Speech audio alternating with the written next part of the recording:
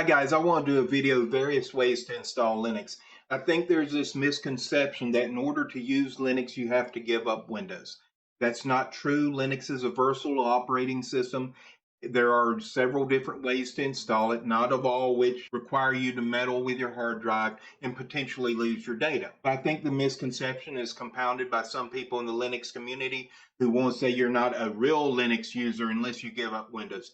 That's ridiculous. The only obligation you have is you, your needs, your desires. Don't worry about their propaganda. I started using Linux in 1997.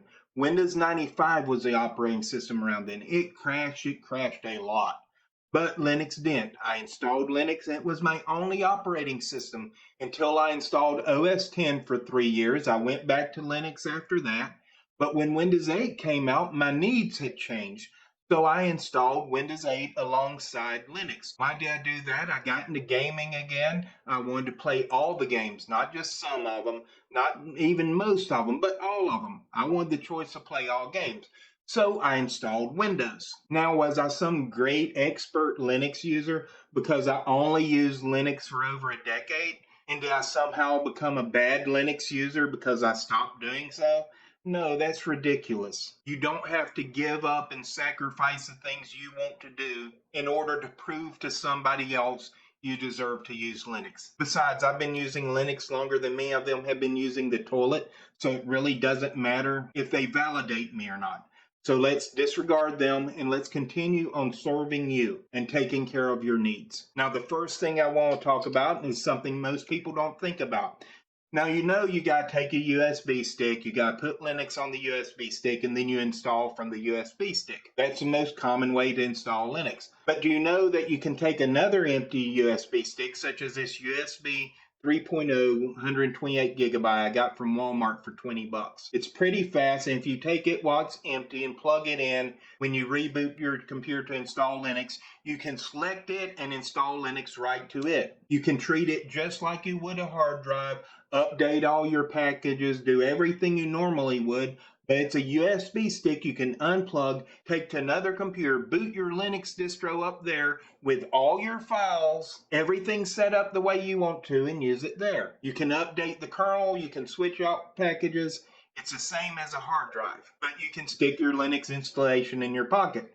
That's one way. Now I've got an old installed Linux Mint here, and I want to go into some other ways. Now first, this is actually running in a VM. And if you see here, it's actually inside of Windows. This is VMware.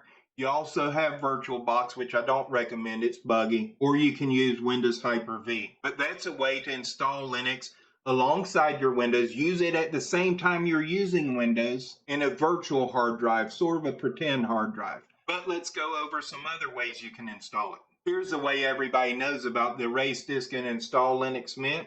If it saw Windows did this, I would have an option to install alongside Windows. I can also select something else, take care of partitioning or dividing up the hard drive myself. So let's go over some of the ways we've already talked about installing it.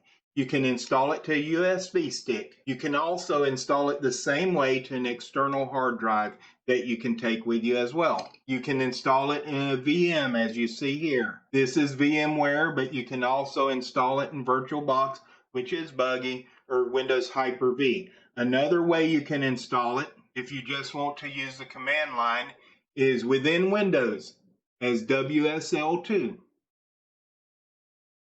It actually runs with a Linux kernel, and you can use it on the command line. Then finally, there are the options to wipe the entire disk and install it, or if it sees Windows, you can shrink the Windows installation inside the installer and install it alongside Windows. That's called dual booting. Some Linux users will tell you that that creates problems and that Windows is always overriding it, but on a modern EFI system, you really don't have problems.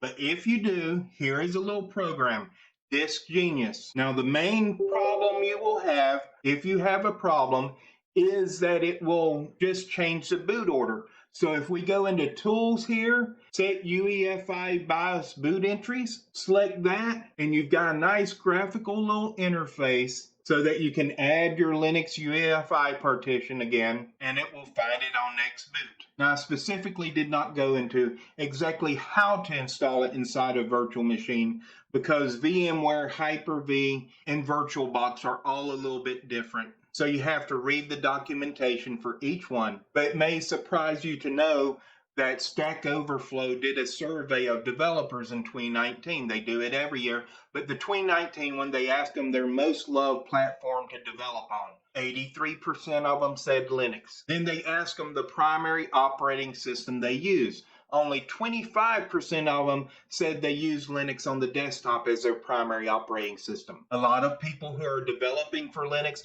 a lot of people who are using Linux are doing so by dual booting or doing it inside a virtual machine.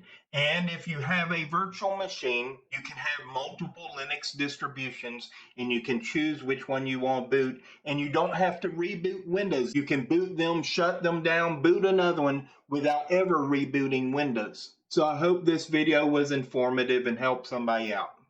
Thank you.